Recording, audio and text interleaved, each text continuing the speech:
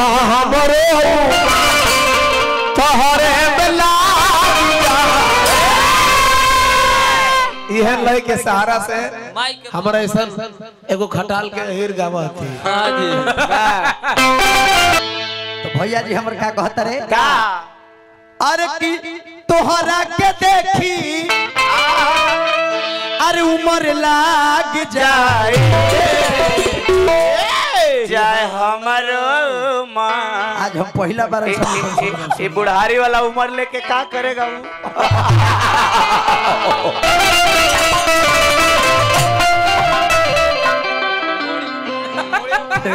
पीछे से कहती तू खटलिया है ना पागल हम आदमी नहीं है। देखो देखो वो तो पलामू में वो लड़का दौड़ लेने के लिए मैया के मैया कूता काट लगेगे तो क्या करा रे बोले कोई आदमी के कोई अहीर के। अरे अहीर आदमी में गिनती ना है बाबू। अरे वो भगवान है आदमी ना कृष्ण के पागल का गलती का भगवान है अच्छा उदाहरण के लिए गोस्वामी तुलसीदास जी मानस में लिखे हैं कि अहीर किसे कहते हैं? किसे? निर्मल मन अहीर निज दासा अनोई निवृत्ति पात्र विश्वासा। ध्यान दो अमित बहुत बड़ा बात है। लाठी उठा लिया हुआ तुलसी बाबा के निर्मल मन के कोनो धरती पर कोनो आदमी ना मिलल लेकिन अहीर के उपाधि दियल गई। लेकिन ये मत मुझे कि ज्यादा लिखल तो कुल अहीरे हो गए। दारू शराब पी के बेटी बहन के इन्होंने गड़बड़ाए लगा तो वो अहीर ना कंस के वंश हो सही बात। कृष्ण के काम करबो तब तो अहीर के। सत्येंद्र यादव ध्यान दो बाबा तेज रफ्तार चाहिए तेजस्वी सरकार चाहिए बुढ़ऊ नीतीश कुमार ना चाहिए। रिजाइन मारे के समय आइल बा। घरे 82 से संन्यास लेके आज घरे रह के आदत डाल खटाले में होई काम करे के काम कर। हां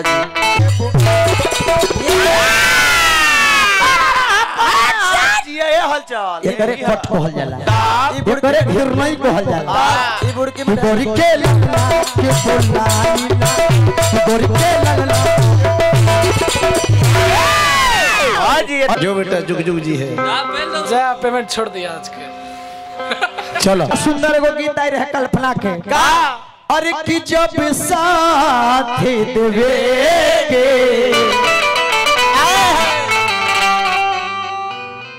गायक के मेन पूंजी होला आवाज।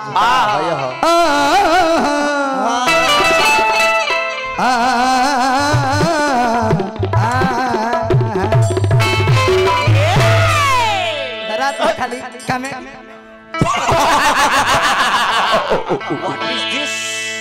अरे कालिदास ऐसा महामूर्ख मूर्ख में भी महामूर्ख की उपाधि मिलल तक इनका कालिदास जी जो गाछ के डाढ़ी पर बैठा रहले वो डाढ़ी के वो काट रहे थे। सोच ली कितना बड़ा मूर्ख थे। रत्नाकर नाम के चोर डकैत हत्यारा मर्डरी खूनी दागी मारा मुआवो काटा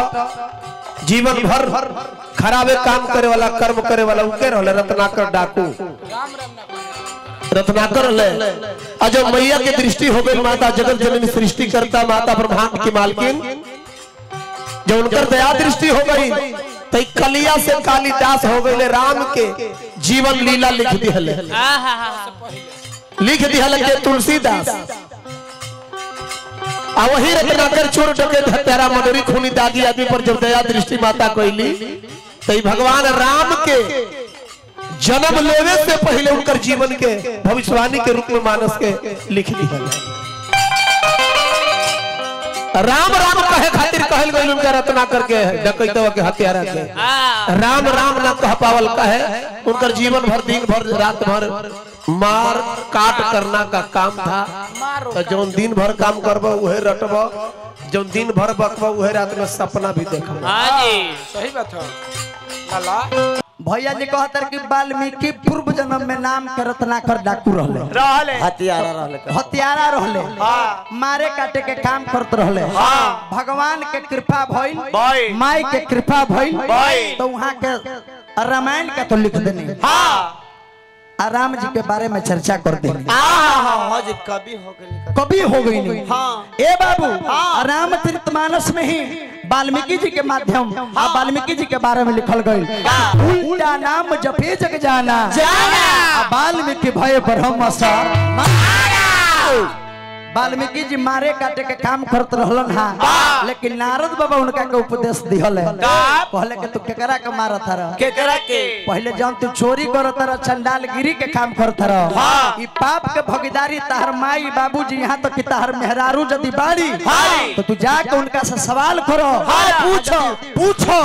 आ यदि भागीदारी में साथ देवे के तैयार बाड़े तो ई नारद बाबा कहीं भागल लिखल हमरा के तू मार काट दियो वाल्मीकि रत्नाकर जौना डाकू रहले पूछे गइले सब कोई सिलेंडर बोल दे ना कि हम कहले कि तू चोरी करके खियाव परिवार के चाहे मार काट के खियाव लेकिन ई पाप के भागीदारी में हम ना रहो वही दिन से बबुआ उनकर रास्ता माई जी की कृपा हो गई जगह दिले भैया सब कुछ बदल रहल बा एने देखो आज के भोजपुरी गीत में अपन फायदा खातिर गायक लोग अपन कायदा बिगाड़ देले बा। हाँ भाई पहले के ब्यास गायक डांसर में नचनिया में सटते नहीं थे जैसे बच्चन बाबा बाबू कोकिल कंठ बिहार के शेर बिहार कहने वाले बाबू वीरेंद्र सिंह जी अक्षयवर तिवारी जितना कि बोल रहे हैं उनके साथ में हम ढोलक झाल भी बजाए वो लग रहा मिथिलेश दुबे गायत्री ठाकुर जी के तो छोड़ दी तो बाद में अइले उनका से सीनियर लोग रहले बच्चन बाबा बाद में अइलन भरत शर्मा जी राधा किशोर जी माने कोई भी गायक पहले सटते नहीं थे आज हमने के फायदा खातिर पैसा खातिर माने अपन मतलब साधे खातिर फायदा खातिर सब कुछ कायदा बिगड़ गया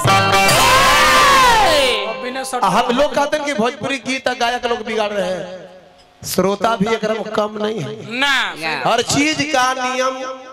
गड़बड़ा गया शादी विवाह में देखिए पहले नाचने वाली बाहर से आती थी और खाना बनाने वाला घर के लोग रहते थे आया खाना बनाने वाले बाहर से आते हैं और नाचने वाली औरत अपना घर के लोग रहते हैं सही बात और भी रोड यहाँ तक तो बात नहीं छिपा के बोलते हैं जयमाल जब होला द्वार पर तो देखिए जयमाल के समय में उदय भैया पहले मड़वा पर हमने के याद है कि जेकर बारात गए हैं ओकर संगी साथी छोड़िए बहनोई छोड़ के और ओकर बाप छोड़ के ओकर अपन निजी परिवार छोड़ के कोई मड़वा आंगना में जा नहीं सकता है ना आज जयमाल के समय में देखिए 20-25 गो बारात वाला लफ हुआ जैसे ही लड़की के जयमाल दोनों तरफ से जयमाल हुई तो वो करे में लोग का बोला ही रे स्प्रे स्प्रे स्प्रे फॉग ऐसा मार देगा लड़की सहित जितना है सबके मुंह उजर हो जाओ करे में लोग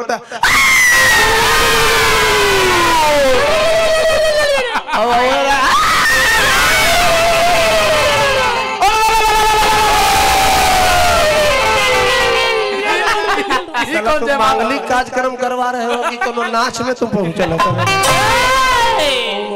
हाँ जी होता आई गायक लोग के खाली हम लोग को शिकायत होला कि भोजपुरिया लोग गायक लोग खराब गाना गाते हैं आई आप लोग जयमाला में बड़ी बढ़िया गाना गाते हैं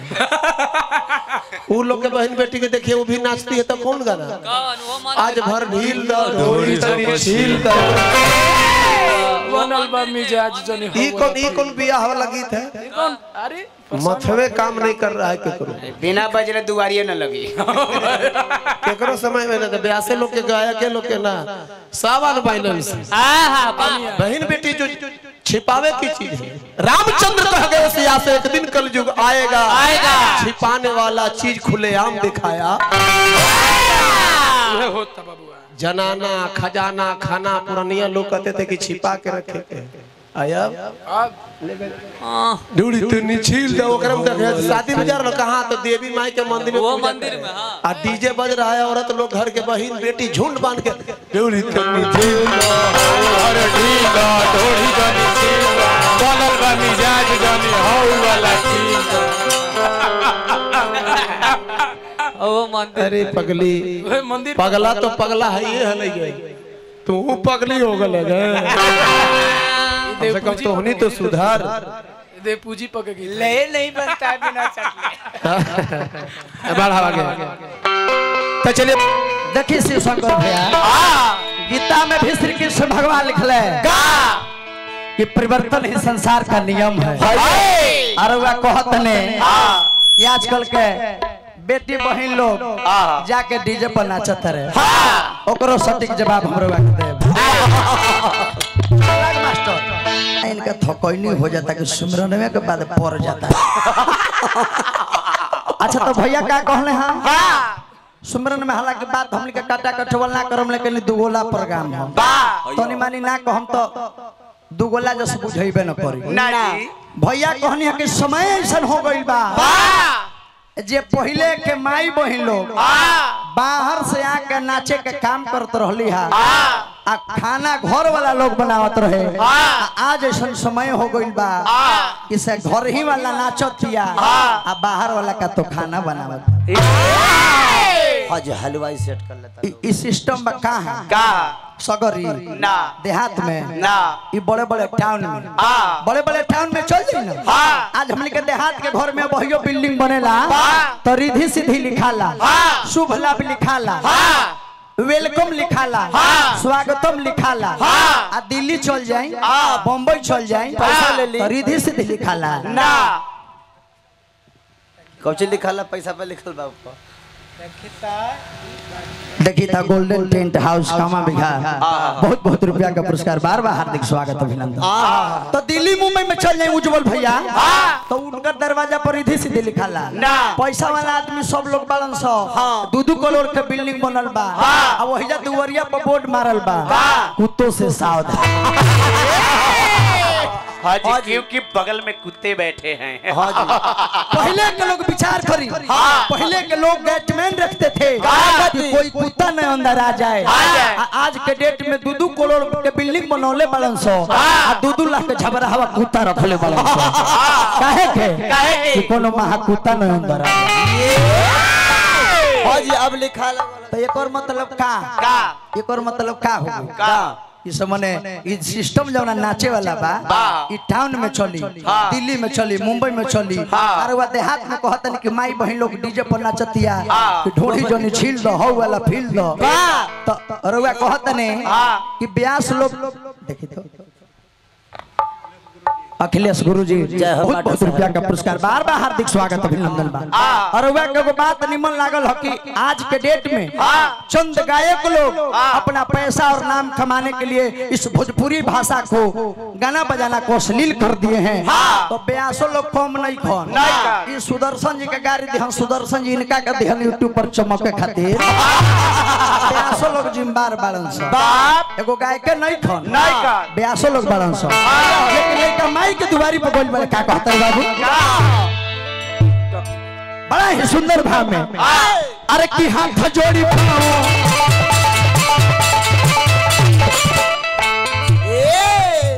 नाचना यदि गलत होता तो धरती माँ नहीं नाचती, नाचना यदि गलत होता तो मियाँ भाई तुलसी नहीं नाचते, नाचना यदि गलत होता तो कृष्ण भगवान नहीं नाचते, नाचना यदि गलत होता तो शंकर भगवान नहीं नाचते। बहुत तरह के शादी ब्याह ना होते नचनिया बजनिया है तो ये कौन मार गुलाम अली का मन भइल बड़े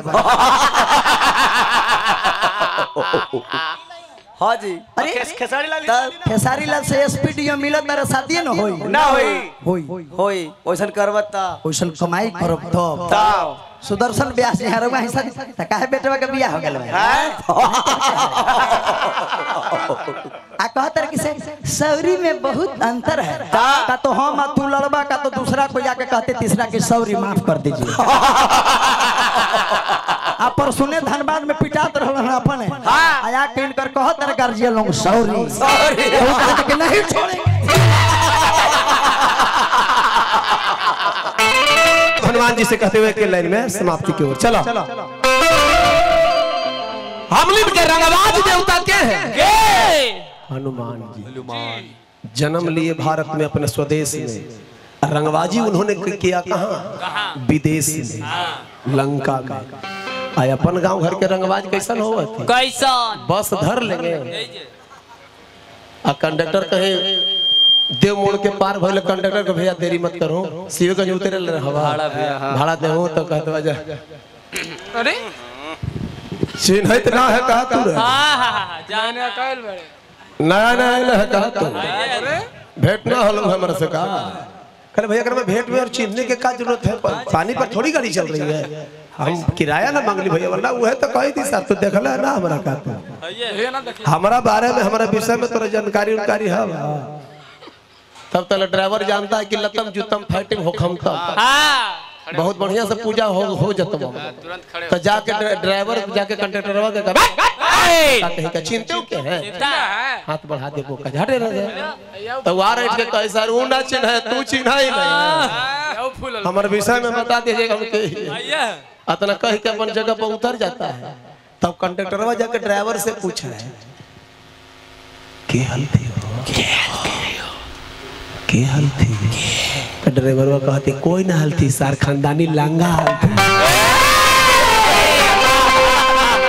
जी ऐसा ये आज कल लखो सर तो वैसा रंगबाज ना बने के जब बाद में श्लोक पढ़े के बाद लाल कहत रहे से पहले के रंगदारी आज के रंगदारी में अंतर हो गई तब बॉस में पैसा ना दिहला से एकरा के रंगदारी ना कह जा ना एकरा के लंगई कह सकीला रंगदारी का मतलब का होला का पहले पुष्पक विमान पर भाड़ा लगता था ध्यान दी रंगदारी में आ लंगई में अंतर अरे वह विचार करी तनिका कौना शब्द कहाँ प्रयोग करे के चाहिए जय ए महाराज 5 गो रुपया न तो ओकरा का रंगदारी कहल जाला रंगदारी अंतर चीज हो ए बाबू दुर्गा जी के पूजा करब तो शक्ति के प्राप्ति होई लक्ष्मी जी के पूजा करब तो धन के प्राप्ति होई हनुमान जी ऐसा देवता हमें कि इनका के पूजा करब तो धन के प्राप्ति होई ज्ञान के प्राप्ति होई आ बल के भी प्राप्ति होई ये हम नहीं कहो रामचरितमानस कहता अष्ट सिद्धि नौ निधि के दाता असबर दिनो ही जानो की बाबू हो जब हनुमान जी लंका नगरी में गइलन तो व्यास ने 5 गो निमन निमन काम कइलन अक्षय कुमार के मार दिलन बाग बगीचा उजाड़ दिलन लंकनी के मार दिलन सीता मैया के पता लगैलन लंका के जार दिलन जब लंका के जार दिलन आ इनकर चर्चा हो रहल बाटे राम जी के दल में जब विभीषण जामवंत जी चर्चा करते रे राम जी से कि हे राम हे प्रभु रउआ के चेला रउआ के भक्त हनुमान जी लंका नगरी के जार दे जब हनुमान जी आइले हनुमान जी के बुला के राम जी कहते रहे क्या राम हनुमान लंका तुमने जलाया ए हनुमान लंका तुमने जलाया हनुमान जी कहले कि लंका मैंने नहीं जलाया नहीं हनुमान जी कहले कि लंका मैंने नहीं जलाया तो राम जी कहले कि किसने जलाया किसने हनुमान जी कहले कि लंका जरौले राम जी के प्रताप लंका जरौले विभीषण के जाप लंका जरौले सीता के संताप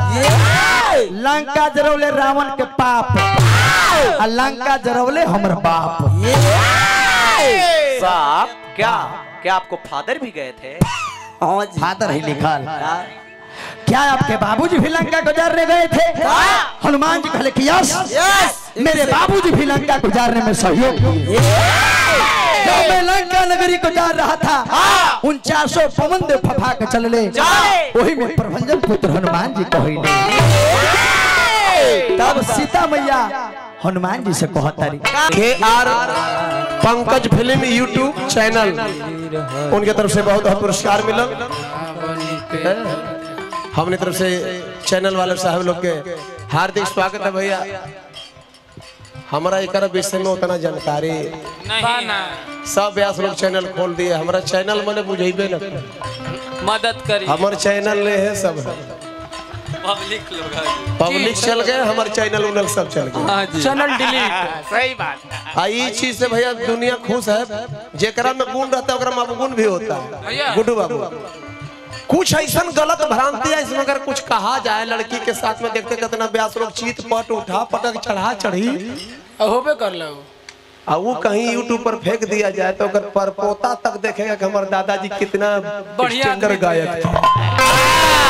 सही बात है। गलती हो दे दिया इसलिए गुड भाई हम तनी फरके रहते हैं। अरे ये हमारा घर क्या एक ना एक दिन ये दुर्गति शुरू होगा।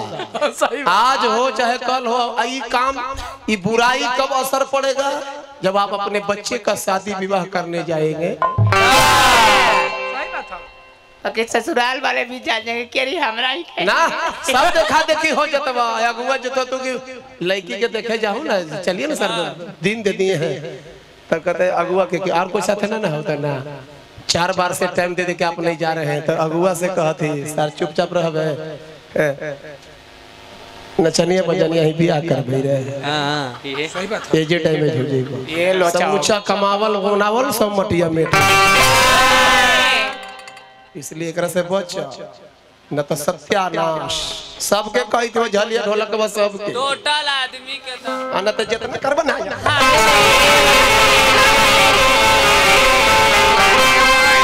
टोटल कलाकार उतने भी हम भी हो चाहे हमारा बाप क्यों ना हो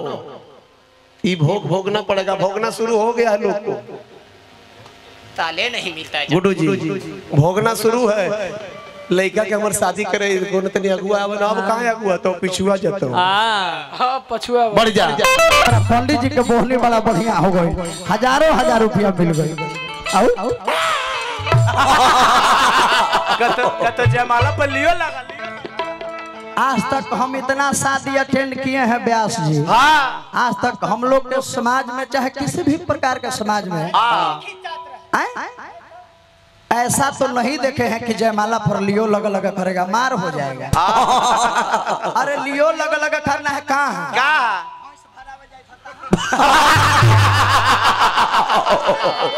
सब कहे का चीज हो तब ये महाराज वहाँ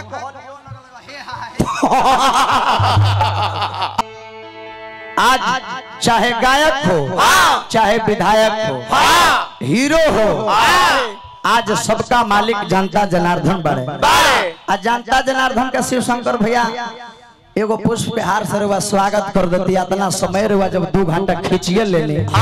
तो जनता जनार्दन जितना बड़े उपस्थित हमारा खातिर रुआ सब देवी देवता बानी भगवान बानी रुआ सब बानी तब गुड्डू हलचल के वजूद बा रुआ सब ना रहती तो ना रही। एगो पुष्प हार से स्वागत करो माई बहन लोग के सीता जान के चरण में पुष्पहार से स्वागत बा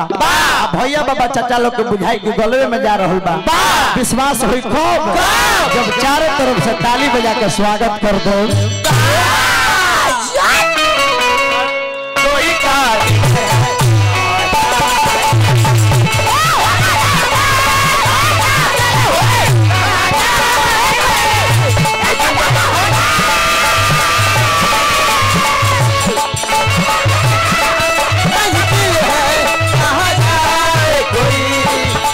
डॉक्टर साहब के हाथ से पैसा मिल गया और